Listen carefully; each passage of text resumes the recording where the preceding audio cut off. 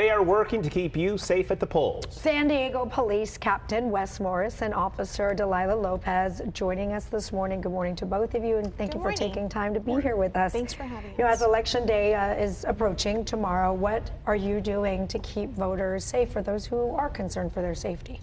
Well, we understand that people are probably a little bit anxious about that, but we've been, for the better part of a year now, we've been working with our regional partners to make sure that everyone will be safe. We've pre-designated officers, we've pre-designated resources. We have our Department Operations Center that will be up and operating just to make sure that everyone is safe and can freely go cast their ballots. In terms of the concerns, what are the biggest concerns that you're hearing from people out there as you're patrolling and they're like, do I go? Is it going to be safe? Are they going to be protesters? What are they telling you that they're worried about?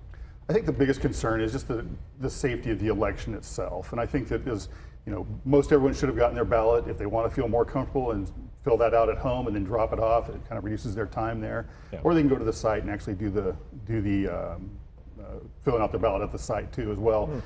That's probably the biggest concern. And then post-election, we're prepared for that also. I mean, we understand that the polls are all tight, and unfortunately, probably half the population will probably be a little upset with what's going on. So we're prepared for that as well. But ultimately, we know that people, they might be a little bit upset, but we know that they'll act in an appropriate way.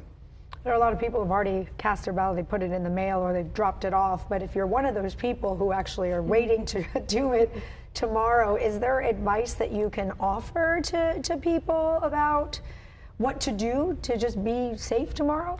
Yeah, I think be sure to be there. Give yourself plenty of time if you're going to go to the site to do your voting. And then if you see something, say something. We say that for every type of event. But if you're concerned about something that's not necessarily an emergency, you can let the poll staff know if you have questions about things. But otherwise, we're in communications with the polls. We'll have a quick response. So if anything does come up, we'll be there available. I wanted to talk about what this is actually going to look like tomorrow. You show up to your polling place. Is this going to be at every polling place? Is it going to be at the main registrar? And are they going to actually see patrol cars there and officers? Or how is that actually going to look tomorrow? No, we won't be at the actual poll sites. There's some regulations regarding that. I was going to say, because that's correct. But again, we can be there at a moment's notice to address any issues that might come up. So the poll sites shouldn't be any different than what you've seen if you, like me, you voted a long time ago and you like to go to those poll sites to fill things out. It kind of gives you that extra feel of involvement. They shouldn't feel anything different. Sure. They shouldn't see any police response or anything like that. Okay. Well, we could shift gears a little bit, because I could see the excitement a little bit when things like this happen and big events happen, and being able to serve the community and being able to protect people is part of your job, and I assume you love it is why you do it. I do. I mean, I came on to this department with that passion, essentially, to help people. So I love my job. I get to do that on the field. I get to help out young women, young victims and stuff like that. So I really do love it. It's a job worth doing, and I never get tired of it. Talk to me about the opportunities available, and then by you telling your story, how you kind of decided, you know what, I want to be a police officer. I want to go through the whole process.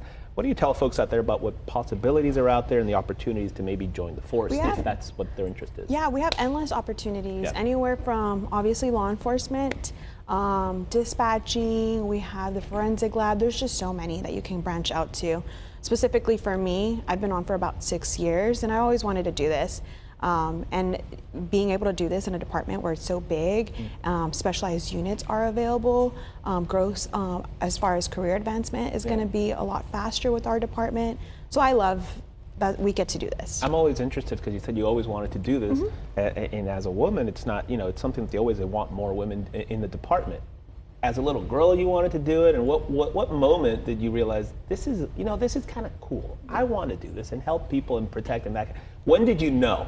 So I knew since I was little. I'm actually not from San Diego. I'm actually from Texas, from El Paso, Texas. Okay. So I got to see all the officers as I grew up, whether it be at school, whether it be at a traffic accident. Anywhere I saw them, I admired what they did. And I always told myself, I'm going to end up doing that one day. And I did. I ended up doing my research, and I went on and been successful in our department. So yeah, I mean, it was something that came across my head, that it was a very dangerous job, right? One, and this was a very male-dominant field. But to be able to be trained and in a big department like ours, right? I've had the opportunity to learn so much. So I don't regret it. I have a feeling somebody watching right now probably just watched this and they had a light bulb moment go off and say, you know what, I want to do that as well. I hope so, Yeah, and if they do, you do have an expo, right? Yes. A Women's Hiring Expo. Tell us about that. Yeah, so we're really excited. The Women's Expo is designed to motivate and empower females in a career in law enforcement, specifically with the San Diego Police Department. So we're really excited about this event. This event will be November 9th, so this upcoming Saturday from 8 a.m. to noon. And then it will be hosted at our police plaza at 4020 Murphy Canyon Road. Our check-in time will be about 7:30. And attendees that are interested in going and being a part of such a great event, they can go to www.joinSDPD now to either register or get all the information about Captain, it. she doesn't even have notes. I know. I'm like, what are your notes? Like, listen, we have scripts. We have. She's like giving the address and the whole thing. Did you also, Captain? Yeah. You also, since you were little, because I'm, you're a captain now also, and is that a thing? Actually, no. It was one of those things where a friend of mine told me about being a cop, and I said, that looks kind of interesting. So I got into it 26 years ago. Wow. But it's been an enjoyable ride the whole way. Isn't that amazing? Oh yeah, it's a great career. I love it. Well, we thank both of you for what you do. We Thank you appreciate so it. much. All the information on the expo and everything else, fox5sandiego.com. Click that Scene On tab. Appreciate you both. Thank you so Thank much. you. All right, Thank we'll see you. you.